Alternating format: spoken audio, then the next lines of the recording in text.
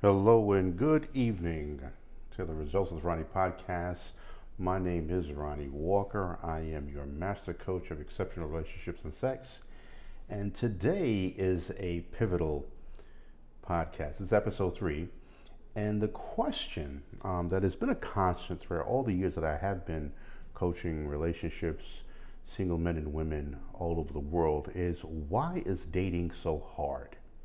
And trust me when I tell you that this is a question that has been asked from the 80s, the 90s, to 2000s. There are challenges to dating, and there's no doubt about that. But the question is why? And I would challenge you to think that while there may be different strategies to dating, I still believe, and through the years of speaking to people, both men and women, is that there are certain fundamentals I think sometimes people tend to tweak. And again, evolution is good. I'm always, if you hear me, you know that I talk about change all the time, and change is good. Growth is good. Evolution is good. And then there are those that, okay, well, if it's not really working for you, then maybe go back. And I think what happens is that far too many people give up too easily. So I'm going to cover a few points that just for something for you to think about, and things that I've discovered along the ways of the coaching from some of the biggest minds that we know in the world of relationships, and therapists and counselors and ministers. That seems to be a constant.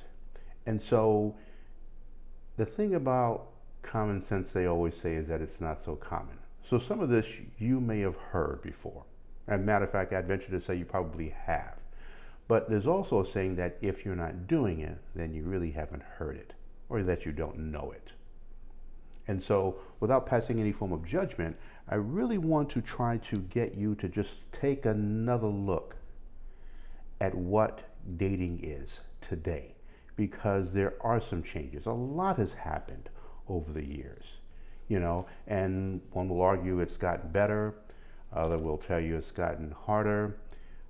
In the end, as you get to know me more intimately, you know I am 100% pro relationships.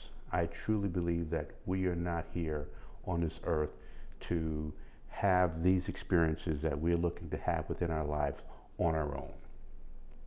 I believe this is something that we want to share with someone outside of the children you may or may not have, or your mom and dad, or your brothers and sisters, or your girlfriends, or your guy friends, or whoever they may be. There's someone that you really want to lie in a hammock, or lie on the beach, or lie in bed next to each other and just share these experiences that you have with each other and those experiences that you have on your own. I really truly believe that.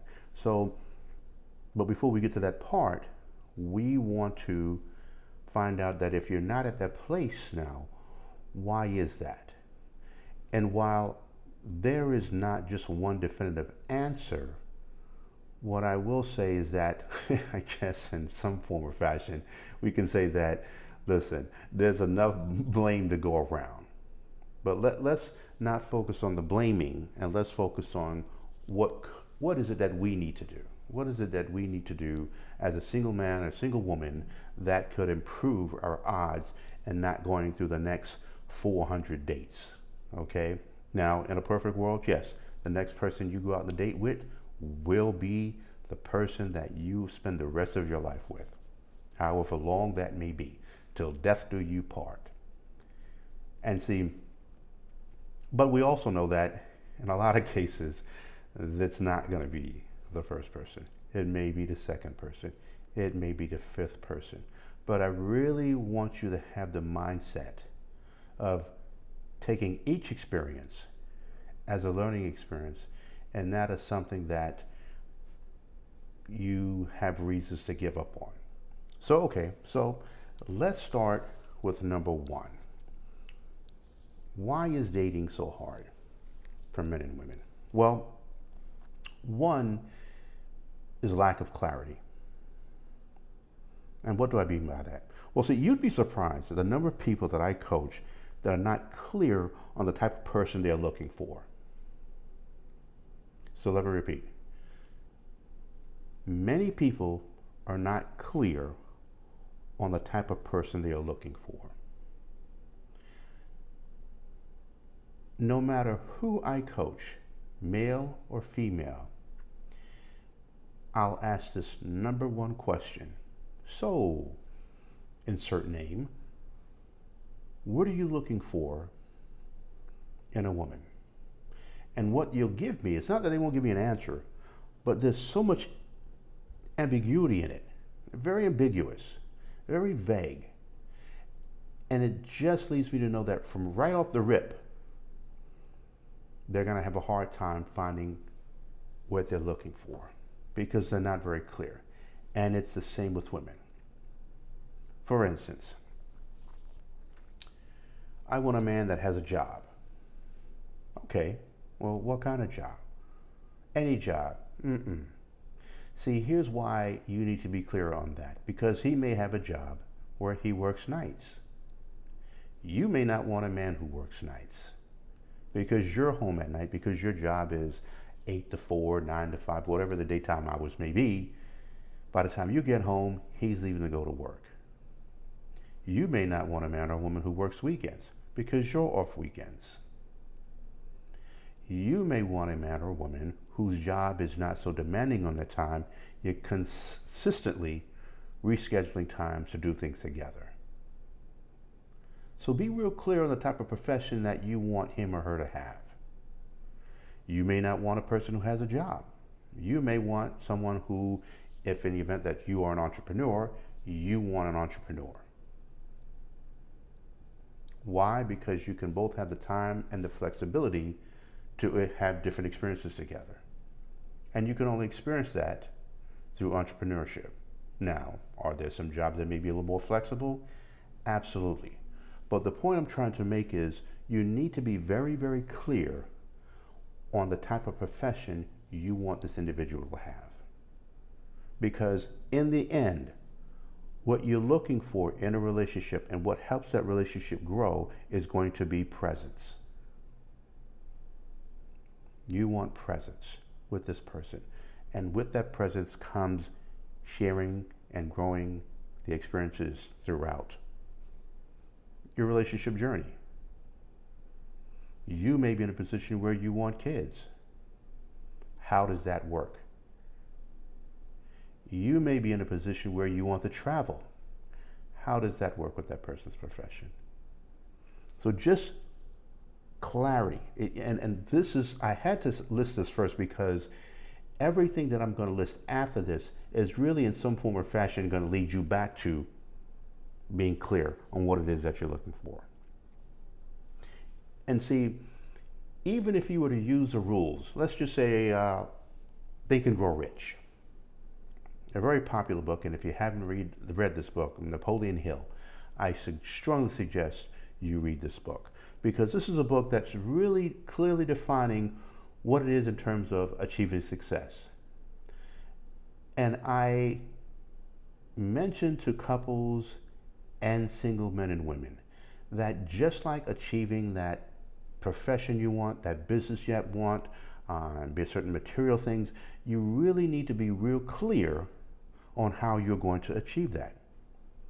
You know, if one of the things I believe is no one may achieve success without first knowing precisely what he wants. And I will also add with that what she wants. You have to hear a clear, concise mental picture. And you're going to put that in writing in terms of what you're looking for. Down to whether you want a beard, whether you not want a beard. How tall he or she is. The type of attire this person may choose to wear. Are they more flexible or are they more rigid? Again, is this person adventurous? What type of adventure? You want someone with a type of sense of humor. Well, what does that mean? Someone, do you play a lot of practical jokes? Do you like the same type of comedians? Clarity. and you really need to dial this down. And trust me when I tell you, you want to write this down. Now, certain things you want to be a bit more flexible on. So, for instance, if you look for someone who's 6'4" and they are 6'3" and a half, are you really going to toss this person away? Well, that's up to you. But you may want a person who does not smoke. And that is something that you're very, very rigid on. And I touched on a few of these things in the last two podcasts, because this is going to be a common theme that anything that we talk about in relationships is important. Now, you also want to make sure you establish who's going to be the lead in this relationship. Now, I know what a lot of women are saying automatically, and some men are going to say automatically. But here's something that a lot of couples do, or soon-to-be couples, or looking to become a couple do, as they leave things up to assumptions. Because the rules of engagements have changed. And what do I mean by that? Well, okay, you hear men or women talking about, I want him to chase me. And for some reason, that type of vocabulary really doesn't sit with me. Now, I believe in an honest pursuit, or, informing a woman that you have the intention of getting to know her further. But the chasing thing, believe it or not, ladies, a lot of men are really not in it. They may use things like, okay, I'm a hunter and things of that nature. But again, there are words that men and women used to use 10, 20, 30 years ago that now is deemed toxic. Right or wrong, this is where it is. There was a time back in the days of dating where you could invite a woman to your home and cook her a meal. Now the very thought of that will have a woman running the other way. Not to say it's not going to happen, but again, the rules of engagement have changed because things, for whatever reason, have gotten to a point where a lot of women are not feeling safe. And if you also know anything about when I talk about dating, safety, fellas, and making sure that the ladies feel safe is rule number one. That is something that she needs to feel safe around you. So don't take it personal if you truly are a world-class chef and you would like to have her over to their place and cook her a meal better than any restaurant that you both will go to. It's just that's just something that you have to earn. Okay? So when we talk about leadership, that's an important discussion, because when we're looking at women today, they're not the same women there were 50 years ago. You have women that are graduating college in record numbers. You have women that are starting business in record numbers. You have women in positions that they didn't hold 50 years ago. And with that comes the options that at one point was only available to men. So when I hear men talk about they have options, I have options, I don't have to rush, I have options. And I'm going, brother, you have no idea that you are no longer the only one that has options. So now you're talking to women that are making money that very few women were making 20, 30, 40 years ago. So it's fair to say that you're going to engage these women differently. The conversation is going to take a different tone. She's really going to be in tune with not just what you say, but how you act, and even more defined, the patterns. Because I always say, yes, action speaks louder than words. But what speaks louder than actions? It's patterns. Because this is not what you do once or twice. It's what you do over, and over again. Ladies, the same for you. Many women fall into the trap of thinking that they're the only ones doing the qualifying. And although you are worthy of a man that you're looking for, whoever he may be, trust and believe those men are qualifying you as well. If he knows who he is and he's clear on what he's looking for. So don't take it personal if he checks off all your boxes, but for some reason you don't check all of his off.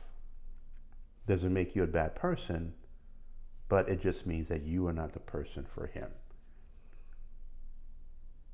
So again, we're talking two ways. With that being said, gentlemen, as a side note, because I'm always coming from the premise of the men is looking to do the pursuing. I'm just really, really big on that. Now, does that mean women ask men on dates? Of course they do. Am I against that? Of course not. Again, the rules of engagement have changed. Now, if you're the type of man who does not want to be asked on a date by a woman, that's fine.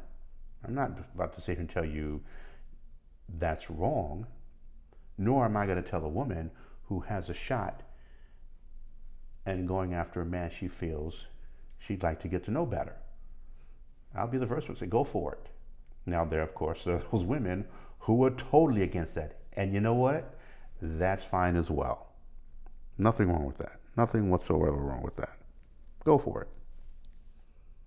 But fundamentally, and in most cases, you're going to have the men showing interest in the woman. And with that being said, men, be real clear. Women, be real clear. And I can assure you that dating will not be as challenging as it has been in the past. So knowing now that, fellas, we're having to engage these women in a different way, don't look at that as a negative. Don't look at women taking leadership positions as being the man in a relationship. I'd never co-sign on that way of thinking.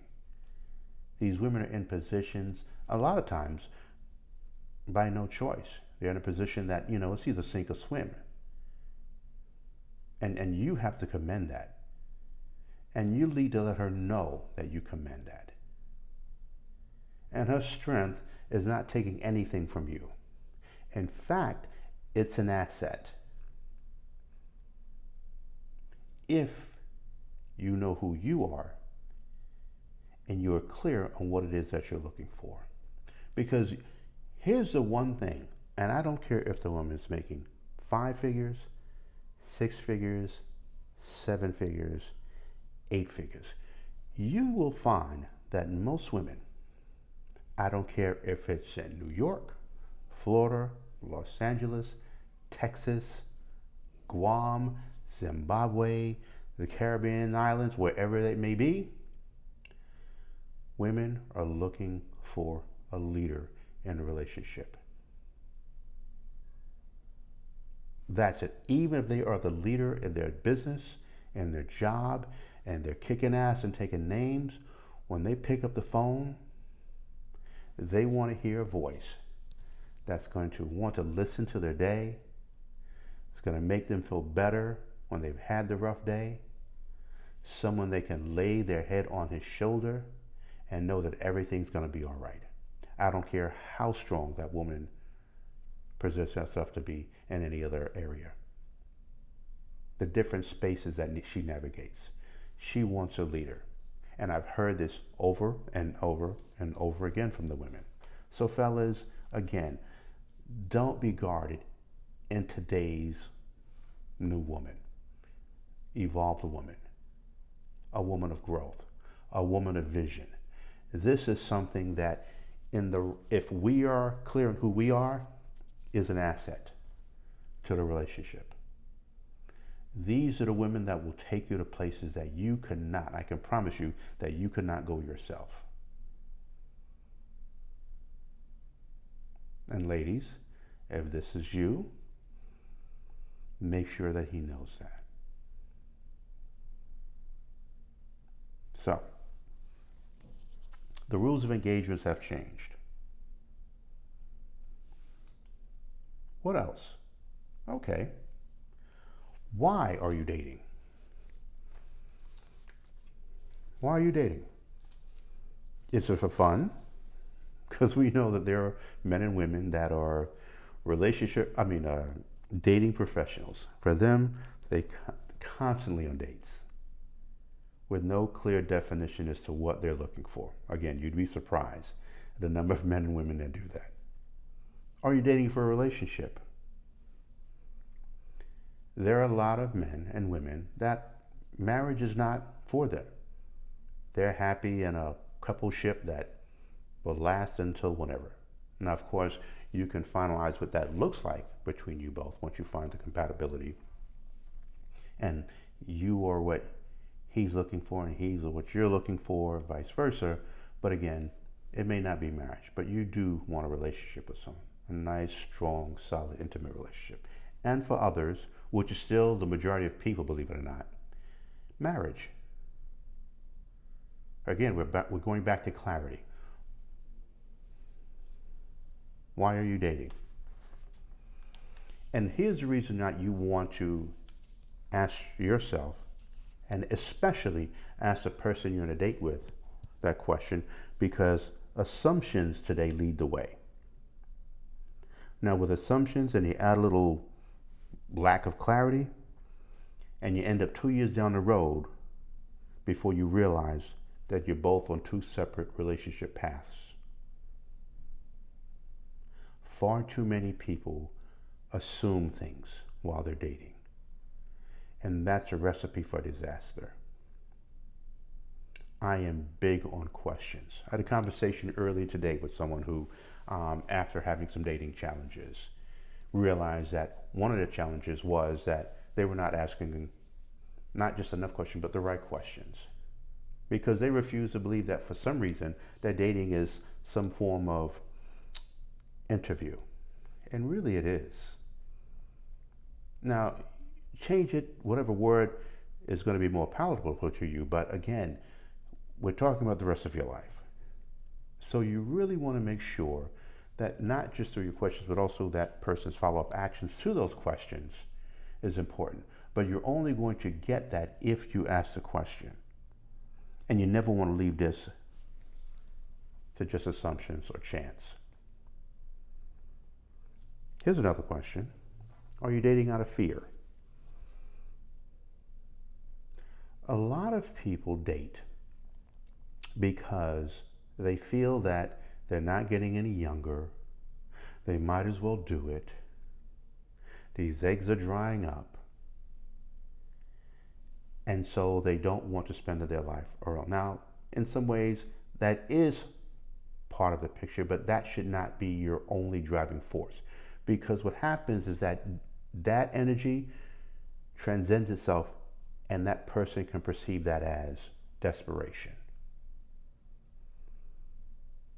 And unbeknownst to many men and women, you transmit that without even realizing that. And they pick it up. And no one wants to date what they perceive to be a desperate person. Are you dating to be fixed? Is there some small part of you that you need to address yourself that you're looking for somebody else to bring to you? Some form of feeling complete. Some people date to avoid addressing the issues that they need to do to work on themselves. Again, all of these translates into some form of desperation, or worse, you're going to end up in a relationship with someone who's going to take full advantage of you. Now, of course, a lot of this happens to women, but make no mistake about it, it happens to men as well. This is why you need to know who you are. And with that, you have a better chance of creating the clarity that you need to move forward with now engaging with other men and women. Some people are really not serious about dating. Some people are still bitter about the opposite sex because of their past relationships that they've had that did not turn out. So here's what they'll do. They'll go on dates with people they know is not for them. And when it breaks up, it helps further prove their point that there are no good men or women out there. Some of you ladies and men that are listening to me have friends that are like this, and they complain why dating is so hard. It's because they still have some work to do on feeling better or learning lessons from past experiences. Now, you also need to be clear on what dating looks like for you. Are you someone who likes to date multiple people while you're in the dating world? Are you someone who likes to date one person at a time? Are you a fan of dating apps? Are you not a fan of dating apps?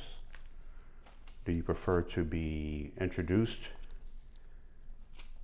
Blind dates? What does dating look like for you? Maybe some of all of the above. Who knows?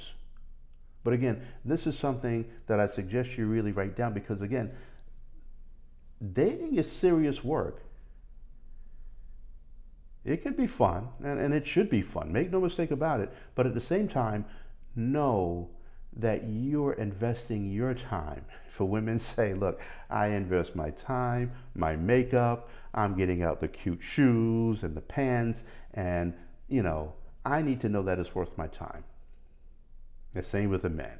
He's shining up the car, he's getting the haircut, he's putting together his best pair of pants. And based on where they're going, it may not be shoes, it may be sneakers, whatever type of date that it is. But all of this takes time and effort, and of course you don't want it to be waste. But so much of it is waste, and it leads to people being frustrated, disgusted, and they just give up. And I can't tell you how many beautiful men and women that I speak to. Fellas, there's a lot of women out there, incredible women, that have given up. And it's easy to just say it's their fault. And I would argue to say, no, it's not always their fault. There's a levels that men, I feel, especially of a certain age, that they have not leveled up to.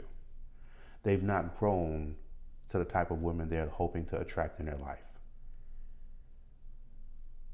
So if it seems like as though sometimes I'm aiming at the men, it's not through some sort of malice or whatever. It is done through love. I just want our men to realize that, believe it or not, there are a lot of beautiful, incredible women out there. And sometimes you're looking in the wrong spaces. But if what you're looking for is someone that you feel is at a place that you're not, well, the key is not to get her down to where you are. Your goal is to level up to where she is. So again, this is where the clarity comes in. This is all about the clarity and knowing who you are. Also, why dating is so hard for men and women is the market. So let's just say you're looking for a man of a certain net worth because you have worked to maintain a lifestyle that you really refuse to go lower than. And that's fine. Far be it from me to tell you what you should look for in a man. But if you're in wherever, Nebraska, and you're looking for a mid-seven-figure man, well, then maybe if you look into demographics of that area, the chances of you finding a certain man is not going to be as plentiful there as they may be in New York or in California or in Texas or in Florida. And so, of course, you pretty much just prophesize the frustration you're going to find in dating. Because the chance of you finding those type of men are going to be far and few between. Maybe for a certain belief, spiritually, then you really need to look around and see what are the chances of you meeting a man and woman in the area in which you're working and living. Now, does that mean you should move? Well, I'll leave that up to you. You may want to consider, this is the beauty, of dating online. And if should you find a connection, then you fly to this person or this person flies to you, and of course making sure that you provide safe zones, because of course you don't know who this person is, or getting to know this person. At this point, you're still going to have to decide who's moving, because of course if you're dating with the intentions of marriage, well, that's going to have to be discussed. And in those kind of cases, I would be very, very strong in stating that this is something that you want to put on your piece of paper at the very, very beginning. That if you are going to choose to date long distance, establish who's going to do the moving should everything turn out roses and champagne and chocolate. Now, this is the person you're going to spend the rest of your life with. Don't let the spaces that you have between you geographically and a relationship that could be better because you didn't clarify with each other who was going to do what should everything work out. And last but not least, what is their blueprint in their life? And what is your blueprint in life? This is important because you want to make sure that what it is that they're doing, the motivation for what they're doing in terms of their life, what they're looking like in a relationship, and their future in having someone as part of their life, you want to make sure that he or she, the lengths they're willing to go to achieve that, is in alignment with your values. So let's just say you have someone who's career driven. That's fine. I'm career driven. You're business driven. He's business driven.